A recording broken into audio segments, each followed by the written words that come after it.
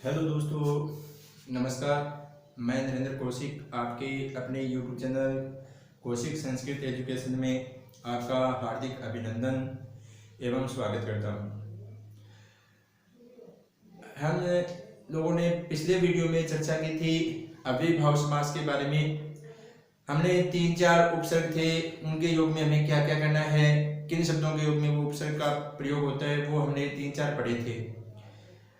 बताना चाहूँगा कि आप वीडियो है वो पूरा का पूरा जरूर देखें ताकि आपको समझ में आए।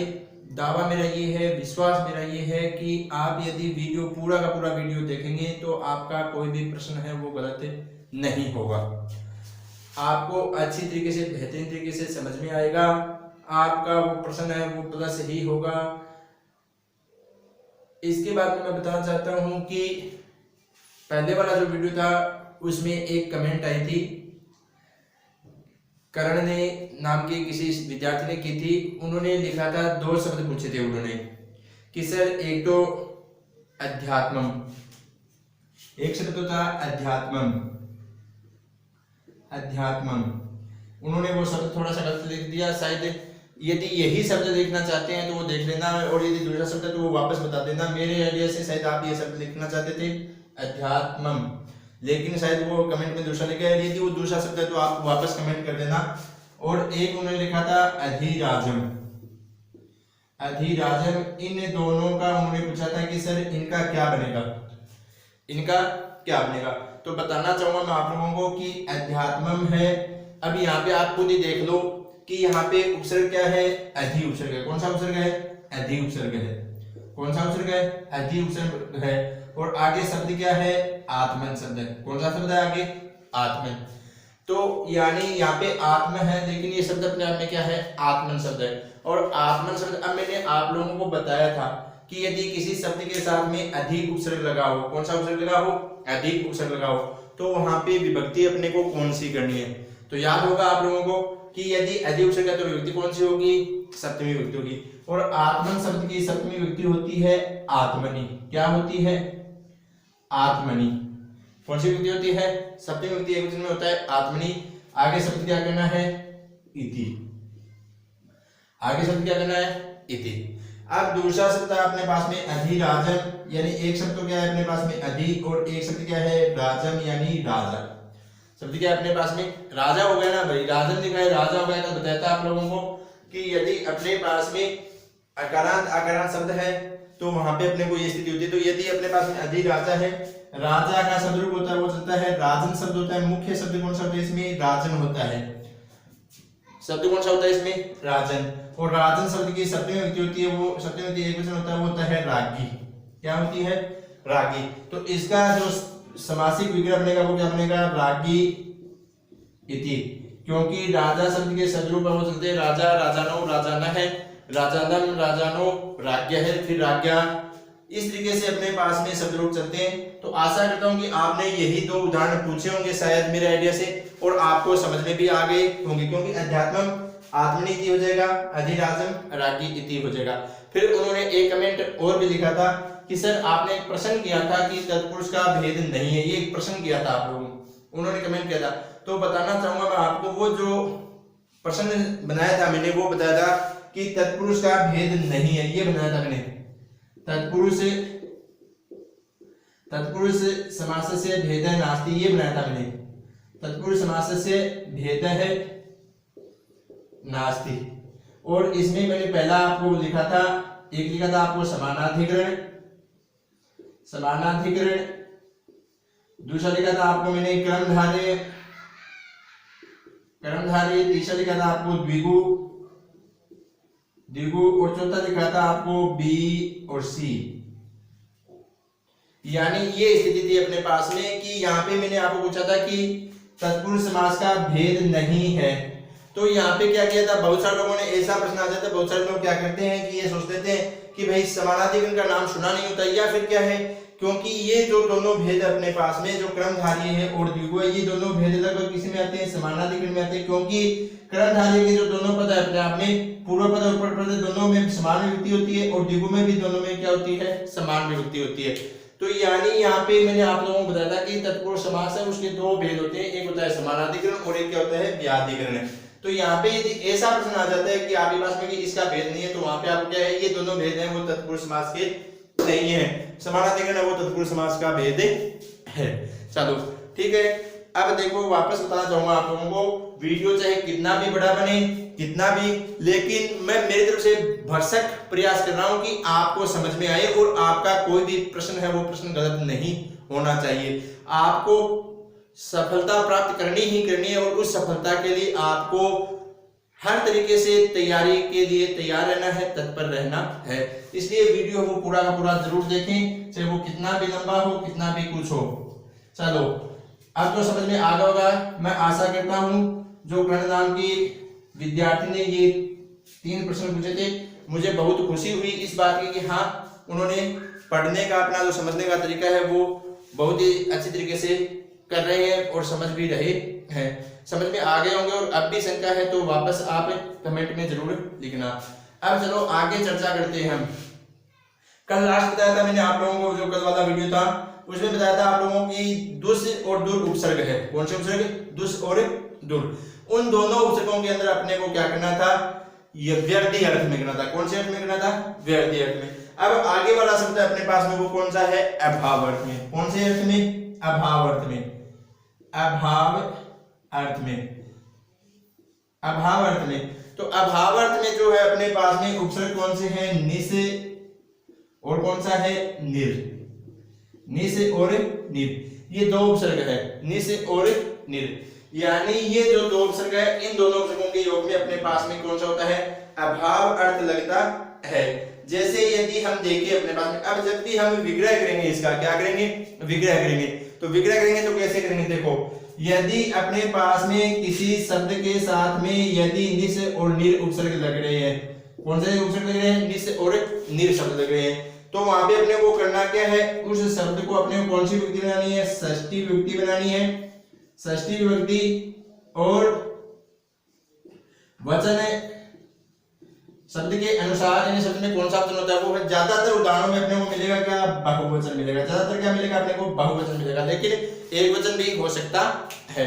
लेकिन ये क्या है? अपने आप में अभाव लिखना है। जैसे अपने पास में हो गया निर्मक्षिकम, जैसे उदाहरण हो गया अपने पास में निर्मक्षिकम।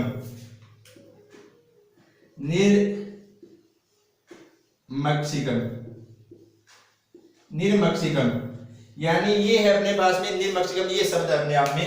तो यहाँ पे देखो बताना चाहूंगा, वापस चलते हैं वहीं पे एक बार। यानी जो शब्द है उस शब्द में क्या होगा? षष्ठी विभक्ति होगी, वचन है वो अपने शब्द के अनुसार हो जाएगा। और षष्ठी विभक्ति के प्रयोग अर्थ होने के बाद में यहाँ पे आपको प्लस में करना क्या है? साथ में क्या जोड़ना है? अभाव शब्द जोड़ना है। क्या जोड़ना है? अभाव है शब्द जोड़ना है। जैसे अपने पास में हो गया निर्मक्षिकम, शब्द कौन सा है यहाँ पे? मक्षिका। शब्द क्या है यहाँ पे? मक्षिका। मक्षिका का अर्थ होता है मक्खी। तो यानी मक्षिका शब्द है, मक्षिका शब्द है अपने पास में। तो निर्मक्षिकम जो शब्द है यहाँ पे कौन सा होगा? देखो, मक्षिका शब्द हो गया, षष्ठी विभक्ति क्या हो जाएगी? मक्षिका नाम। मक्षिका नाम अभाव है, मक्षिका नाम अभाव, निर्मक्षिकम। आगे हुई बात समझ में? या फिर अपने पास में शब्द आ गया जैसे निर्जनम, तो क्या करोगे? निर्जनम शब्द आता है तो क्या करेंगे हम लोग? जनानाम, जनानाम अभाव है, जनानाम अभाव है। या अपने पास में शब्द आ गया निष्कंटकम, निष्कंटकम, तो क्या करोगे? निष्कंटकम शब्द आता है तो क्या बनेगा अपने आप में?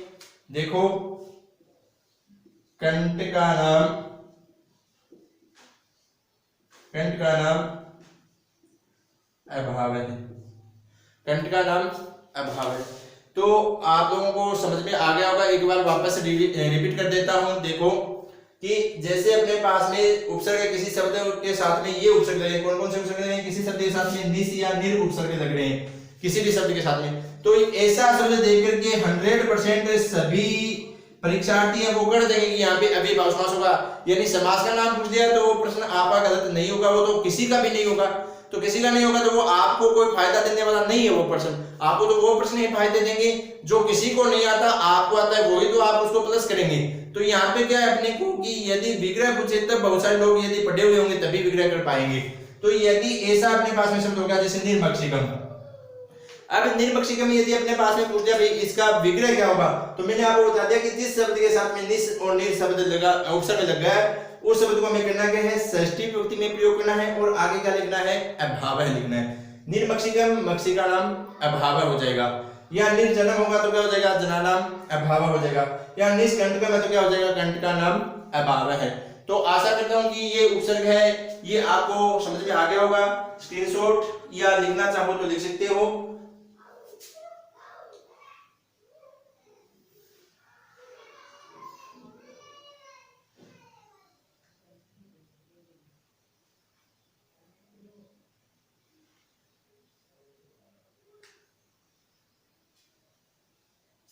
चलो अब चलते हैं आगे दोस्तों अपने पास में। ये तो समझ में आ गया होगा, यदि आपको समझ में नहीं आ रहा तो कमेंट में जरूर देखें। अब भी रिस्पॉन्स नहीं मिल रहा है आप लोगों को, बार बार यही कह रहा हूं आप लोगों को मैं कि एग्जाम की तैयारी का आपके पास में बेहतरीन मौका है और उस तैयारी को ऐसे ही व्यर्थ में मत गंवाएं, समय को व्यर्थ में व्यतीत न करें और ज्यादा से ज्यादा आप समझने की करने की कोशिश करें, क्योंकि संस्कृत वो आपको बहुत ही अंक देने वाली भाषा साबित होगी। तो आप वीडियो है उस वीडियो को भी पूरा का पूरा देखें और ज्यादा से ज्यादा मेहनत करें, समझने की कोशिश करें।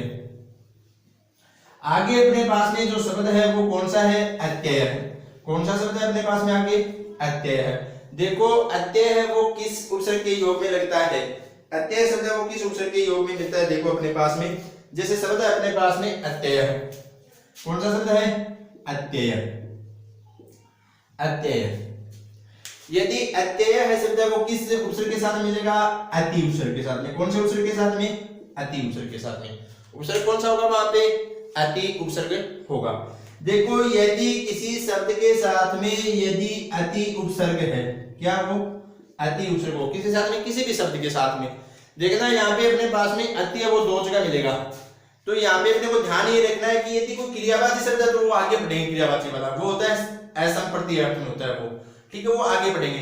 लेकिन यदि क्रिया को छोड़ के जो भी शब्द अपने पास में वो कृदंत तद्धित जो भी शब्द है उन सभी शब्दों के साथ में जो कृदंत प्रत्यय हैं जो तद्धित प्रत्यय वो सभी सभी क्या होंगे, इसमें अत्यय अर्थ में लगेंगे।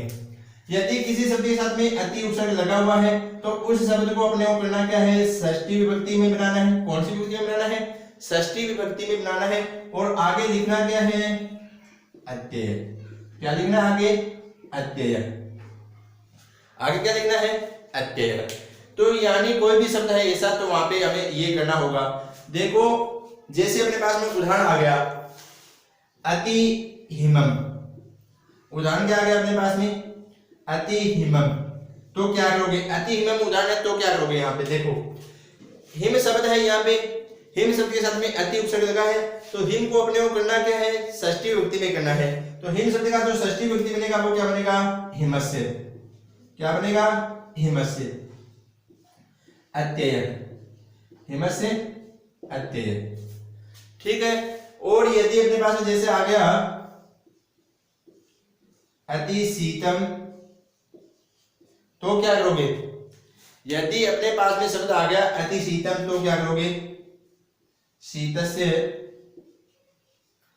अत्यय, शीतस्य अत्यय।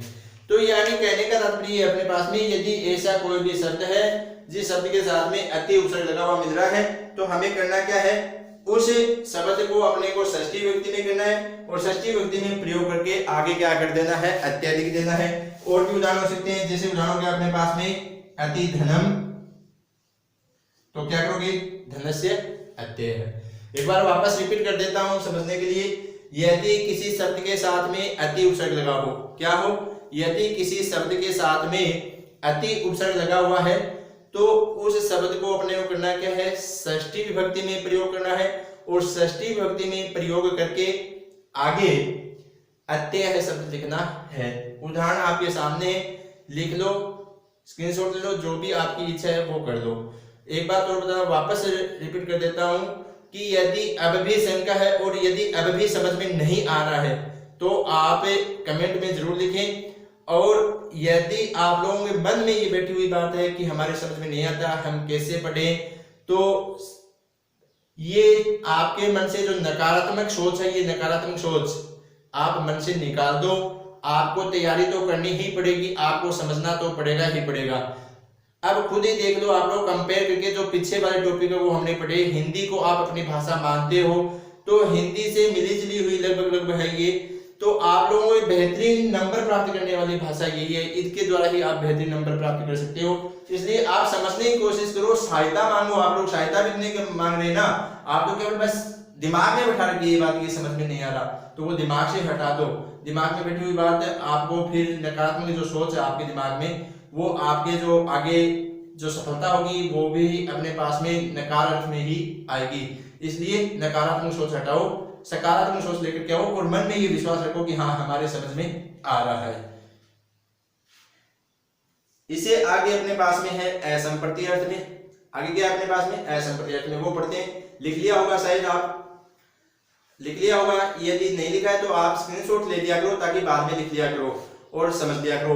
एक वीडियो आप कम से कम 2-3 बार देखो, फिर 2-3 बार जब वीडियो देख लोगे ना तो मेरा ये विश्वास ये कहता है कि आपका जो प्रश्न होने वाला वो गलत नहीं होगा।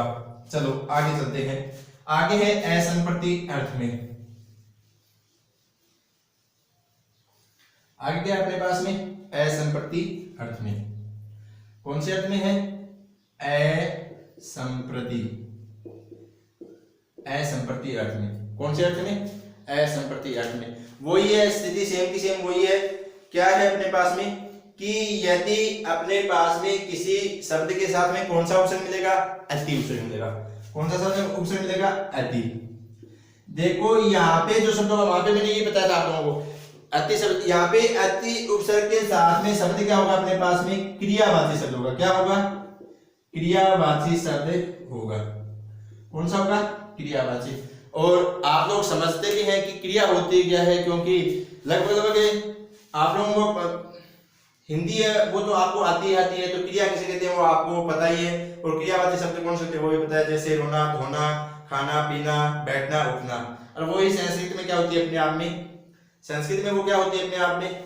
धातु होती है। क्या होती है संस्कृत में अपने आप में? धातु होती है। अब चलो आगे चलते हैं, अपने पास में आगे चलते हैं। यदि किसी क्रियावाची शब्द के साथ में क्या ऑप्शन मिले? अति उपसर्ग मिले। कौन सा उपसर्ग मिले? क्रियावाची शब्द के साथ में अति उपसर्ग मिले। तो वहां पे अपने को करना क्या है? ये जो क्रियावाची शब्द है उस क्रियावाची शब्द को कौन से विभक्ति में करेंगे? प्रथमा में कर देंगे। कौन से में कर देंगे? प्रथमा में कर देंगे। कौन से उपसर्ग में, कौन सी विभक्ति में कर देंगे? प्रथमा विभक्ति में कर देंगे। और प्रथमा विभक्ति करने के बाद में शब्द के आगे क्या लिखना अपने को? संप्रति न युज्यते। संप्रति न युज्यते, यानी कहने का वही तात्पर्य हम जैसे कहते हैं कि अति सर्वत्र वर्जित, यानी जहां पे अति होती है वो क्या हमेशा क्या है? वर्जित है, उसका निषेध है। अति नहीं होना चाहिए। जैसे अत्यधिक नहीं दौड़ना चाहिए, अत्यधिक नहीं खाना चाहिए, तो संप्रति न युज्यते यानी श्रेष्ठ नहीं है, वो उपयोगी नहीं है जो अति है। तो कहने का तात्पर्य अपने पास में यदि किसी क्रियावाची शब्द के साथ में, देखो वहां पे अपने पास में कोई भी क्रियावाची शब्द नहीं था, वो कृदंत और तद्धित शब्द थे। कृदंत और तद्धित शब्द ही थे। यहाँ पे क्या अपने पास में क्रियावाची शब्द है, तो क्रियावाची शब्द है तो प्रथमा विभक्ति होगी। आगे क्या करना है? उसको संप्रति न युज्यते करना है। जैसे उदाहरण देते हैं अपने पास में, उदाहरण हो गया अपने पास में जैसे अति हसनम। उदाहरण क्या हो गया? अति हसनम। सीधी सी बात है, अत्यधिक हंसना हो गया ना। और ये जो हमें ये जो उक्ति हमें मिलती है कि अति सर्वत्र वर्जित, तो यदि ऐसा शब्द है अति हसनम, तो इसका जो हम विग्रह करेंगे तो वो क्या होगा? हसनम संप्रति न युज्यते। हसनम संप्रति न युज्यते। इसी तरीके से हो सकता है अपने पास में अति क्रीडनम, अति क्रीडनम भी हो सकता है, या फिर अति धावनम भी हो सकता है, अति धावनम भी हो सकता है, अति निद्रम भी हो सकता है, अति निद्रम। यानी ये जो शब्द है ऐसे यानी जो क्रियावाची शब्द है वहां पे क्या होगा अपने पास में, आगे क्या करना है आपको, संप्रति न युज्यते करना है। उदाहरण है आपके सामने, खुद करने की प्रैक्टिस करना आप लोग, ताकि समझ में आ जाए आप लोगों के। एक बार वापस रिपीट कर देता हूं। यदि किसी क्रियावाची शब्द के साथ में, किसके साथ में, क्रियावाची शब्द के साथ में यदि अति उपसर्ग लगा हुआ मिला है तो उस क्रियावाची शब्द को विग्रह करते समय प्रथमा विधि में प्रयोग करके आगे क्या करेंगे, संप्रति न युज्यते। उदाहरण नीचे दिए हुए आप लोगों के सामने, लिख लो, स्क्रीनशॉट ले लो, जो आपकी इच्छा है वैसे समझना आपको है, करना भी आपको ही है।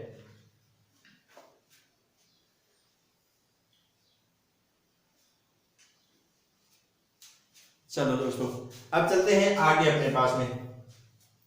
आगे शब्द क्या है अपने पास में,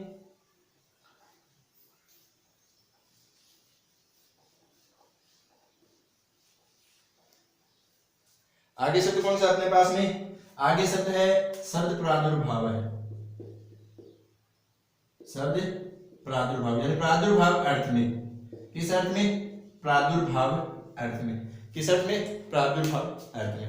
देखो बहुत इजी है, कुछ भी नहीं है, केवल आपको दिमाग लगाना है। आप लोग पीछे वाले वीडियो देख लें, जैसे समाज का मैंने पहला वीडियो खोल रहा था, ये समाज का दूसरा ही वीडियो है, तो आप खुद देख लें, फिर कंपेयर करके देख लें कि हाँ हम कितने हैं। अरे आपके पास में समय बहुत है, अभी तक तो समय बहुत है आप लोगों की तैयारी करने के बाद लिए, तो आप खुद ही कंपेयर करके देख लो ना कि हमें कितना समझ में आ रहा है। सभी के लगभग एक बार देखते हैं 10-15% ही समझ में आता है, 2 बार देखो, 3 बार देखो, आपके पास में मिसयूज क्यों करते हो किसी चीज का। आप 2-3 बार देख के उसको समझो ना। आप एक बार देख दिया, फॉर्मेटिव नहीं करें, आप 2-3 बार देखो, फिर बुक के साथ में कंपेयर करो। अरे 1-2 घंटे रोजाना संस्कृत को दे दोगे, वो 1-2 घंटे देने के बाद में आपके जब पेपर होगा तो 30 नंबर देने वाला होगा। तो इसलिए मैं कह रहा हूं आप लोगों को कि समय है, उस समय का सदुपयोग करो। 2 बार देखो, 3 बार देखो, समझने की कोशिश करो, फिर भी समझ में नहीं आ रहा तो आप कमेंट में लिखो, मैं आपका उत्तर देने के लिए तैयार रहूंगा।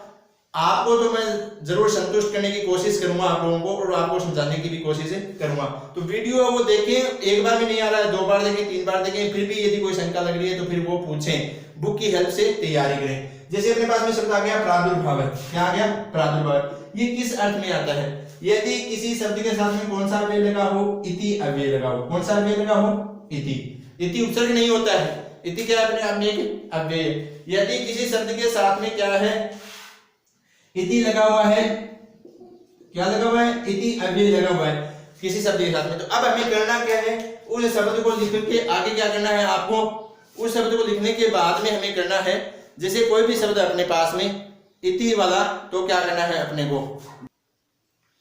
चलो दोस्तों, थोड़ी सी माफी चाहूंगा, बीच में थोड़ी सी प्रॉब्लम हो गई थी, थोड़ा सा आपको दिक्कत हुई, परेशानी हुई है, बताना चाहूंगा आपको। जैसे अपने पास में शब्द है इति, उपसर्ग लगा है, और शब्द के साथ में इति अव्यय, सॉरी उपसर्ग नहीं है, इति क्या है, अव्यय। कोई भी शब्द है उस शब्द के साथ में क्या लगा है, इति अव्यय लगा है। तो अब अपने को करना क्या है, उसका विग्रह कैसे बनाना है अपने को, तो उस विग्रह के बारे में चर्चा करते हैं। तो यदि किसी शब्द के साथ में इति अव्यय लगा है तो हम क्या करेंगे, उस शब्द को सीधा का सीधा लिख देंगे, और आगे क्या लिखेंगे, शब्दस्य प्रादुर्भाव है। क्या लिखेंगे, शब्दस्य प्रादुर्भाव है, शब्दस्य प्रादुर्भाव है। या फिर क्या लिखेंगे आगे, प्रादुर्भाव नहीं लिखेंगे तो क्या करेंगे, प्रकाश है।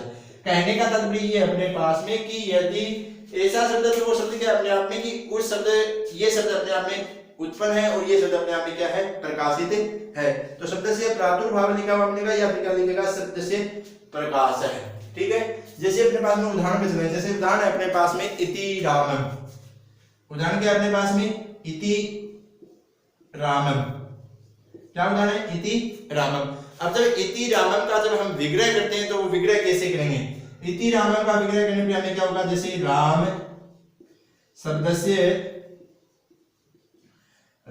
से प्रादुर्भाव है, राम शब्द से प्रादुर्भाव है, या फिर क्या होगा, राम शब्द से प्रकाश है। दोनों विग्रह सही है, चाहे वो प्रादुर्भाव मिले या फिर क्या मिले, प्रकाश है। दोनों में एक मिलेगा, या तो प्रादुर्भाव लिखा हुआ मिलेगा या क्या लिखेगा मिलेगा, प्रकाश है। एक ही शब्द लिखा हुआ मिलेगा। तो यहाँ पे आपको करना क्या है, देखना समझना है। कभी कभार क्या कर देते हैं, सीधा ये दे देते हैं और इसका समासिक पद भी पूछ लेते हैं, कई बार ऐसा भी होता है। तो आपको गलती नहीं करनी है, यानी जहां पे आपको ऐसा मिल जाए शब्द से प्रादुर्भाव या शब्द से प्रकाश है, तो वहां पे अव्यय अपने आप में कौन सा है, इति अव्यय। शब्द आपके सामने लिखा हुआ है राम, तो चाहे इधर से आ जाए चाहे इधर से आ जाए, आपको गलती नहीं करने वाले हो। यदि ये देख लिया है तो आप गलती करने वाले नहीं हो यदि ये देख लिया है तो, क्योंकि अपने पास में 4 ऑप्शन होते हैं। यदि हमने 1-2 बार भी देख लिया ना तो वो दिमाग में जरूर रहता है और वो अपने दिमाग को क्या कहता है, हरदम हिंट्स देता रहता है कि हाँ ये सही हो सकता है।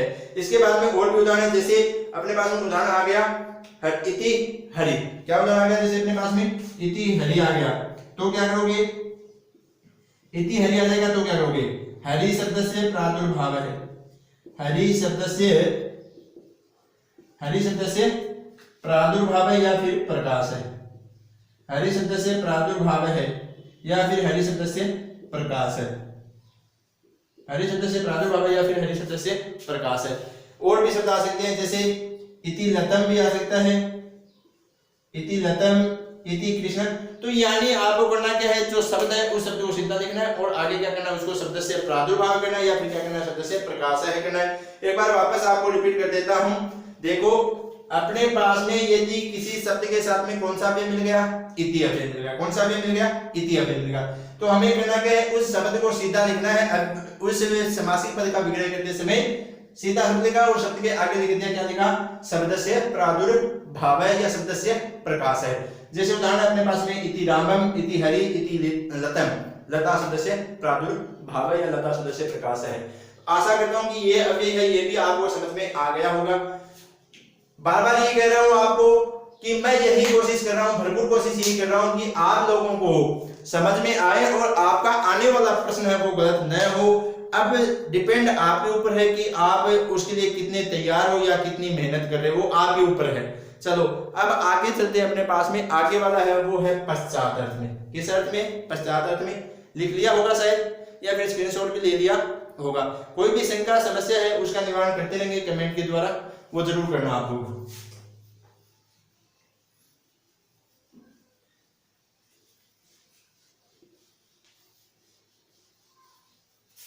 चलो आगे अपने पास में कौन सा शब्द है, कौन सा है शब्द अपने पास में, पश्चात अर्थ में। किस अर्थ में, पश्चात, किस अर्थ में, पश्चात अर्थ में। देखो पश्चात अर्थ किस उपसर्ग के योग में, कौन सा उपसर्ग होता है पश्चात अर्थ में, उपसर्ग होता है अपने पास में अनु। कौन सा उपसर्ग होता है अपने पास में, अनु उपसर्ग होता है। यानी किसी शब्द के साथ में अपने को कौन सा उपसर्ग मिल गया, अनु उपसर्ग मिल गया। कौन सा, अनु, कौन सा उपसर्ग मिल गया, अनु, अनु उपसर्ग होता है। अनु, अव, निस, निर ये उपसर्ग होते हैं। तो अपने पास में प्र, प्र, अप, सम, अनु, अव, निस, निर, दुस, दुर, भी, आंगनी, अदि, अपि, अति, सु, उद, अभि, प्रति, परि, उप, यानी ये अपने आप में 22 उपसर्ग है। इस 22 उपसर्गों में ये एक अनु उपसर्ग है। यदि किसी शब्द के साथ में अनु उपसर्ग मिल गया, क्या मिल गया, अनु उपसर्ग मिल गया। तो अब देखो मैं आपको बताता हूं, अनु के अपने पास में 2-3 उदाहरण बनेंगे। अनु के पश्चात अर्थ में भी बनेगा, अनु के अनुपूर्वीय अर्थ में भी बनेगा, और इसी तरीके से अपने पास में अनु है उसका अनु उपसर्ग है पश्चात अर्थ में बनेगा, अनु उपसर्ग है उसका अनुपूर्वीय अर्थ में भी बनेगा। तो यानी ऐसे शब्द है अपने पास में, तो अपने को समझना है कि वो बनेंगे कैसे कैसे। तो यदि कोई भी शब्द है अपने पास में, क्या शब्द है वो, यदि व्यक्तिवाचक, क्या शब्द अपने पास में, यदि व्यक्तिवाचक। देखो दोस्तों थोड़ी सी गर्मी की प्रॉब्लम है, इस कारण थोड़ा सा बीच में डिस्टर्ब हो रहे हैं, लेकिन मैं भरपूर कोशिश कर रहा हूं आप लोगों को कि आप लोगों को बेहतरीन दे सकूं। गर्मी बहुत ही ज्यादा है, उसके कारण थोड़ी सी गर्मी है वो महसूस होने लग जाती है, शरीर पर पसीना है वो ज्यादा आने लग जाता है, तो इस कारण थोड़ी सी परेशानी हो रही है। तो मेरी परेशानी भी समझो आप लोग, और फिर भी मैं आपके लिए कोशिश कर रहा हूं ये। चलो आगे अपने पास में जैसे अनु उपसर्ग मिल गया, अनु उपसर्ग के साथ में कोई भी व्यक्तिवाचक मिल गया, क्या मिल गया, व्यक्तिवाचक शब्द। यदि व्यक्तिवाचक संज्ञा वाला शब्द मिल गया अपने पास में, किसके साथ में, अनु उपसर्ग के साथ में, अनु उपसर्ग के साथ में यदि व्यक्तिवाचक शब्द मिल गया तो अपने को करना क्या है, उस शब्द को अपने को करना क्या है, षष्ठी विभक्ति में प्रयोग करना है। किस विभक्ति में करना है, षष्ठी विभक्ति में। किस विभक्ति में करना है, षष्ठी विभक्ति में प्रयोग करना है, और षष्ठी विभक्ति में प्रयोग करके आगे लिखना क्या है, पश्चात। क्या लिखना है आगे, पश्चात। देखो वापस बता देता हूं आपको, क्योंकि अनु उपसर्ग है वो पश्चात अर्थ में भी होता है, अनु उपसर्ग है वो किस अर्थ में होता है, अनुपूर्वीय अर्थ में भी होता है, अनु उपसर्ग है वो क्या होता है, योग्यता अर्थ में भी होता है। तो यानी ये 2-3 तरीके हैं, तो आपको वो क्या देखना है, यदि वो शब्द क्या है, व्यक्तिवाचक संज्ञा, क्या है वो, व्यक्तिवाचक। अब व्यक्तिवाचक आपको पता भी होगी, व्यक्तिवाचक क्या है, एक अपने आप में संज्ञा है, यानी किसी व्यक्ति विशेष का नाम। तो यदि व्यक्ति विशेष के नाम के साथ में यदि अनु उपसर्ग आ रहा है तो अपने क्या करना है, उस शब्द को षष्ठी विभक्ति में प्रयोग करना है और आगे क्या लिखना है, इसको पश्चात लिखना है। जैसे उदाहरण पे देखते हैं हम लोग, अनु विष्णु, अनु विष्णु या अनुहरि,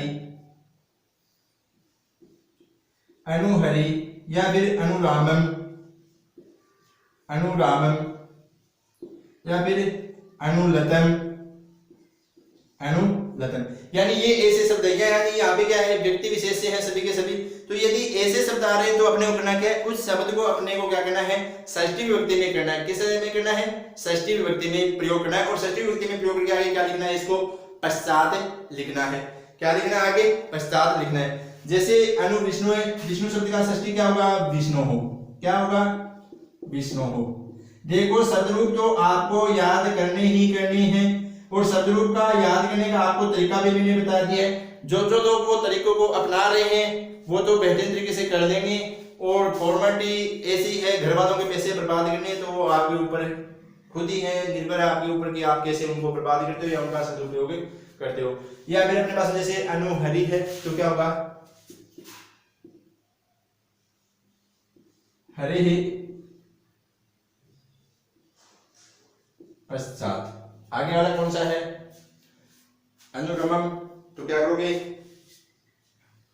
क्या करोगे, राम, रामस्य पश्चात। आगे क्या, अनुरतम, तो क्या हो जाएगा, लतायाः पश्चात। क्या हो जाएगा इसमें, रामस्य, इसमें क्या हो जाएगा, रामस्य पश्चात, रामस्य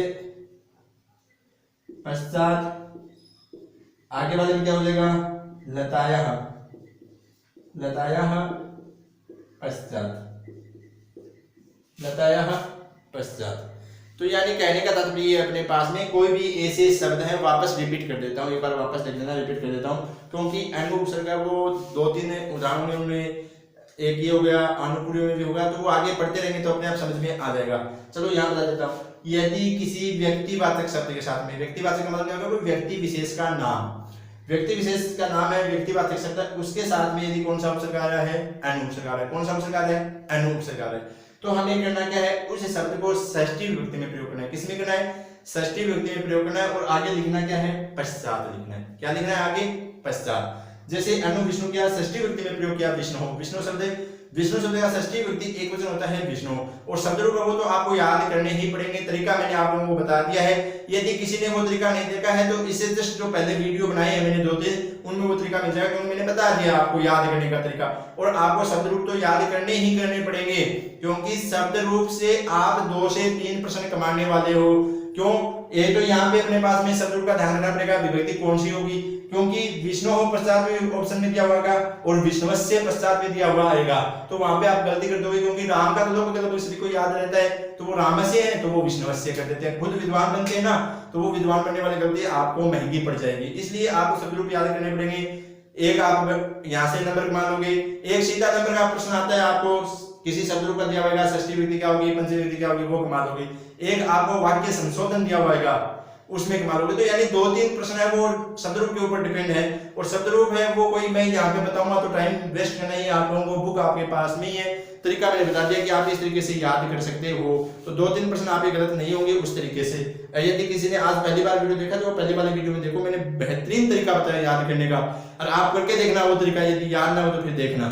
चलो, अनुहरि है, हरि शब्द का षष्ठी विभक्ति हो गया हरि है, पश्चात अनुरामम है तो रामस्य पश्चात, अनुलतन है तो लतायाः पश्चात। तो ये थे अपने पास में यहाँ इतने, आगे भी और बचे उनकी चर्चा हम नेक्स्ट वीडियो में करते रहेंगे। आज के लिए शायद इतना ही काफी है।